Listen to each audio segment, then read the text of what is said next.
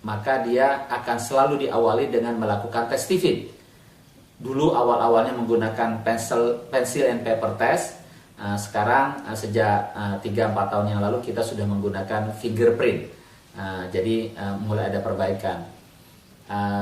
Jadi sebagai sebuah riset ini berkembang dari awal mulanya kami menemukan ada 4 mesin kecerdasan yang disebut STIF, terus kemudian berkembang menjadi 5 mesin kecerdasan, dan ini insya Allah sudah final. Ini adalah memerlukan waktu hingga 13 tahun.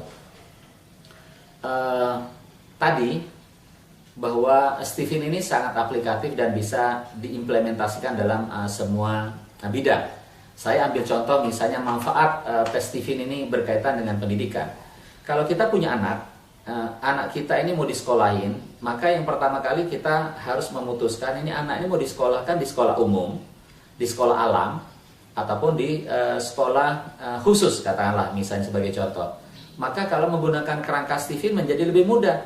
Kalau dia orang insting, yang serba bisa, yang generalis, yang berpikirnya holistik, dia berpikirnya komprehensif, udah masukkan di sekolah umum saja. Karena memang semua yang dipelajari itu akan bisa diabsorb dengan baik, karena dia adalah seorang generalis. Seorang yang berpikir, dia cara berpikirnya adalah deduktif. Ya, dimulai dari pangkal dulu.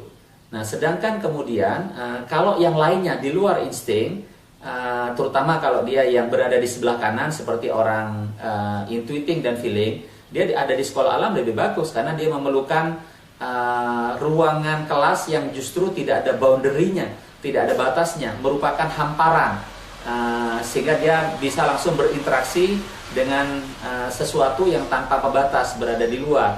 Nah, itu adalah cara berpikir cara kanan. Maka orang intuiting dengan orang feeling bagus kalau dia masuk di sekolah alam, karena alamlah itulah tempat dia belajar. Nah, sementara kalau untuk orang kiri seperti orang sensing dan thinking, ketika dia masuk di sekolah khusus, sekolah unggulan, itu akan lebih bagus karena dia orang sensing kuat dengan memorinya, orang thinking memang senang membaca. Kedua-duanya ketika diberikan PR yang banyak, ditantang untuk jadi juara kelas, maka memang makanan mereka sehari-hari.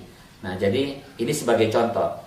Demikian juga ketika kita berbicara tentang pemilihan profesi. Ada jenis orang yang memang profesinya bagus, memilih sebuah profesi tertentu yang memerlukan kedalaman. Itu cocok misalnya seperti